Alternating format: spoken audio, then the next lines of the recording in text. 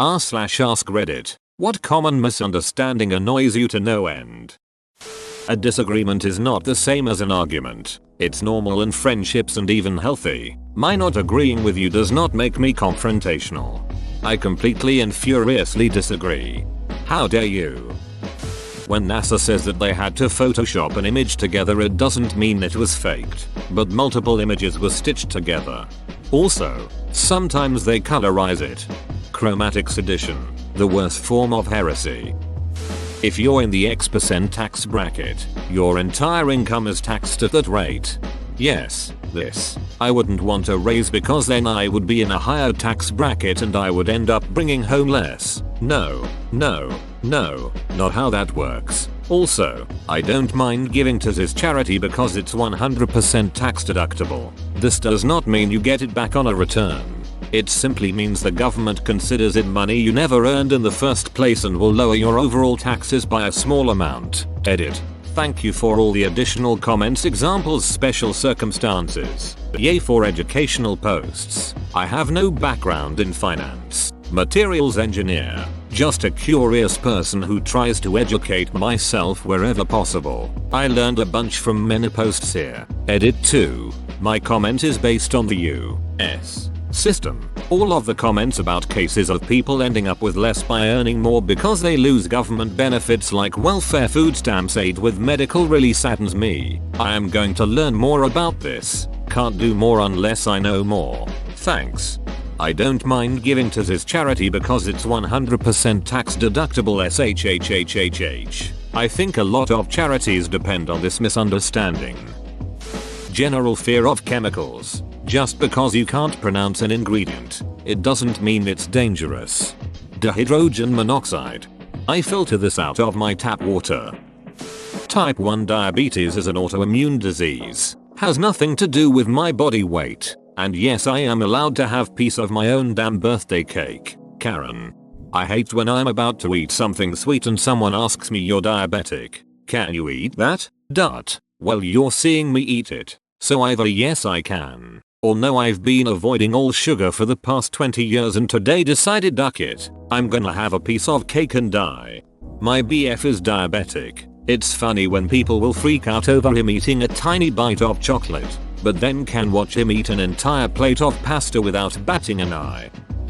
That life expectancy in the olden times meant people usually died at that age, and you were old aged if you lived into your 30s. No, it was totally not unusual to live into your 60s, 70s, or even 80 plus throughout history. The life expectancy stat being like 30 is because a lot of people died in infancy and childhood, and that brings the average lifespan way down. If you made it into your teens, you had a decent enough chance of living many decades. People did not look at 42-year-olds in the year 1500 and think, OMG, so ancient.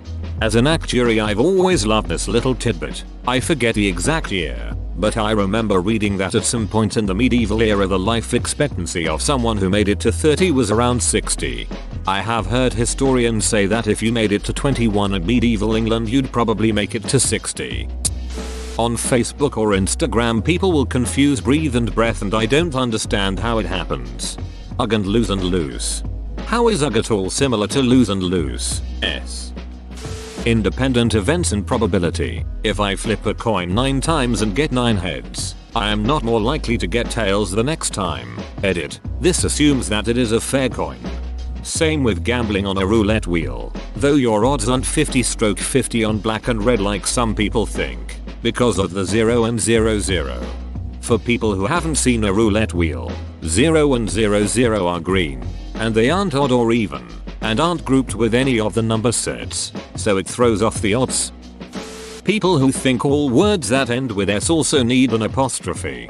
When the Boston Red Sox were playing in the World Series, someone in my office had a note written on a whiteboard outside her office that read "Go Soxes." Go Soxes what? That is officially the worst apostrophe S duck up I have ever seen. It's so bad I almost feel like it must have been a joke. Separation of church and state doesn't oppress you, it protects you. Dumbus.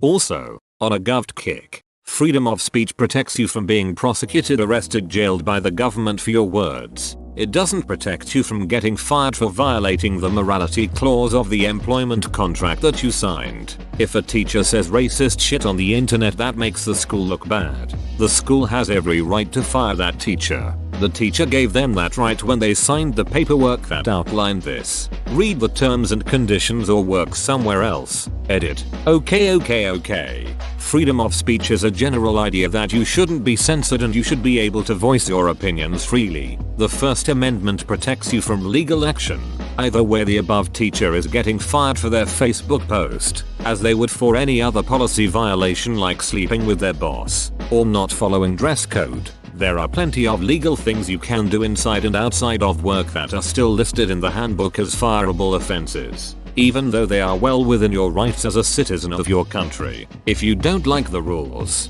don't work there. Also, that's not the same as firing someone for being black or gay. Really, dude, that's specifically against the law. And it's a good thing for religious people, since it means neither the government nor anyone else can dictate or criminalize their beliefs. It's not would have but would have, comma, as well as could and should, close bracket. Meh, I could care less. Kidding. Even knowing that you're joking, this phrase makes my blood boil. The idea that disagreeing with someone's free speech is the same as suppressing their free speech. I've never encountered this, but I've encountered plenty of people who think that any negative consequence to them saying something is against the Constitution. Venomous and poisonous are not the same.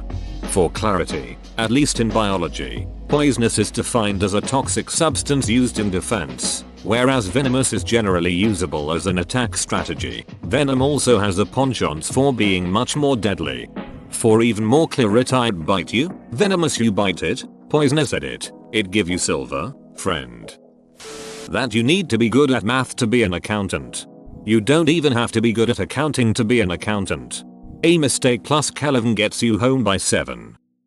Astronauts don't float in space because there's no gravity. They float because they're in orbit, which is essentially a calculated free fall, constantly avoiding the Earth's surface because of their tangential, sideways, velocity. The ISS is close enough to Earth that the gravity is still about 90% as strong as on the surface. If the ISS were to stop moving and hover at its current altitude, all the astronauts would fall to the floor. Basically, they're just constantly falling towards the Earth and missing. There is an art to flying, or rather a knack. The knack lies in learning how to throw yourself at the ground and miss. Clearly, it is this second part, the missing, that presents the difficulties. Archaeologists don't dig up dinosaurs. That's paleontologists. As an archaeologist, thank you.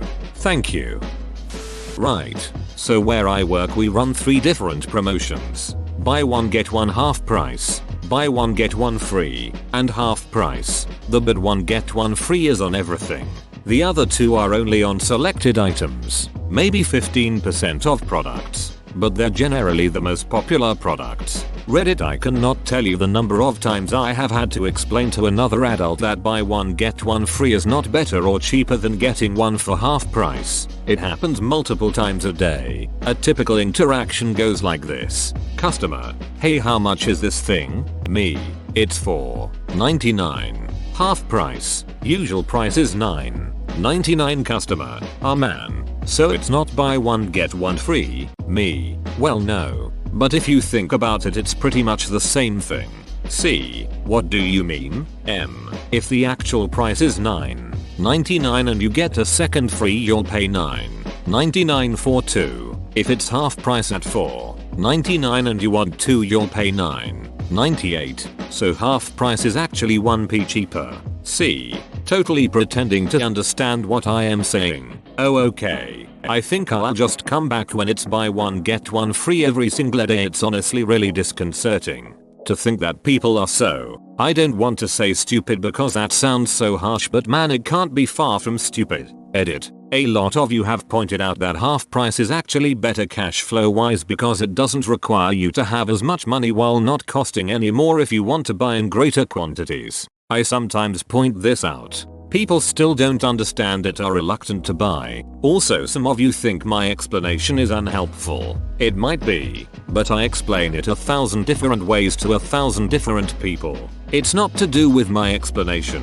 It's a company-wide problem. The company makes way less money, has fewer overall transactions and less footfall when it's half price, even though it offers customers the greater saving and is usually on the same or at least very similar products. I tried to explain to a customer who got a free item for buying 2 other items in a large transaction that she was getting it for free, and it didn't matter if it was $6 or $9 when we started because it was now free. Open bracket. The promotion allowed for mix and match. Saying that $3 difference is a lot. Except it wasn't because the item was free now. She made me take it off, even though it was free. Her total didn't change. This wasn't a quality thing either. She wanted this toy, and unless she was planning on reselling the toy, there's no point in getting your money's worth when the item is both free and a gift for someone else who you wouldn't tell the price to. It was like she couldn't understand the item was free, like she was still paying for it even though I showed her the 000 on the screen for the item.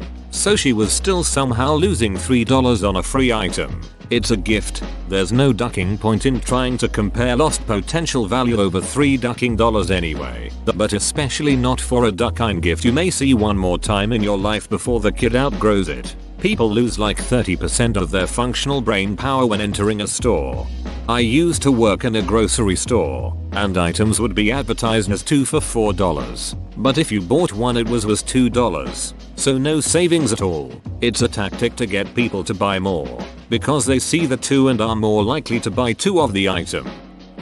That the customer is always right. This only applies to what product services you offer. If customers come in every day asking for half and half, but you only sell milk, the customer is right in that you should be adapting to your market. Also, your customer isn't the person shopping. It's the general idea of who you have as a customer. Customers aren't Steve or Gary or Linda. They're the public or military spouses or purchasing departments for a hospital, etc. It's a business decision, not a customer service one. The idea that an individual customer can't be wrong is idiotic. I went to the local grocery store after work to buy a little chocolate cake. They had around 12 little vanilla cakes but no chocolate. I asked the person working there if they have chocolate. No, just vanilla. We always run out of chocolate early in the day. We never sell all these vanilla cakes. We will be marking them down in a few hours. I went to the competitor and they had an equal number of chocolate and vanilla cakes left, but not many of each. And this is my experience with a merchant not understanding that the customer is always right. Yup, that's dumb. The customer is always right idea should have them looking at what they make versus what they sell. And maybe from now on they make 18 chocolate cakes and 6 vanilla instead. But customers take it to mean, why isn't there a blueberry basil cake? I want one and I'm the customer. I'm right. Food containing wine or liquor doesn't retain any alcohol after being cooked. In reality, if you're flambeing, 75% of alcohol is retained. 1 hour of being baked or simmered, 25% is retained. And after 2 hours of being baked or simmered, 10% is retained. Edit. Excuse the formatting. On mobile.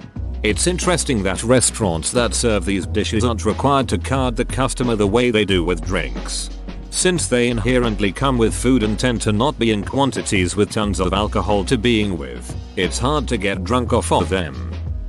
That there's some kind of serious scholarly dispute over whether Shakespeare wrote his plays. No, their ducking isn't. Of all the playwrights and actors of that era, Shakespeare is actually one of the ones we know the most about. The English kept meticulous records for taxes, so it's relatively easy to trace the movements of Shakespeare's company, where they performed, which plays were shown, even how many attended and who acted in which roles. A lot of people don't know this, but many of the characters in Shakespeare's plays were created for specific people in his acting troupe, who would perform those roles every time. Whoever says that he didn't write the plays is a cook or an attention horse trying to stir shit. And yet there have been so many books and even movies about this.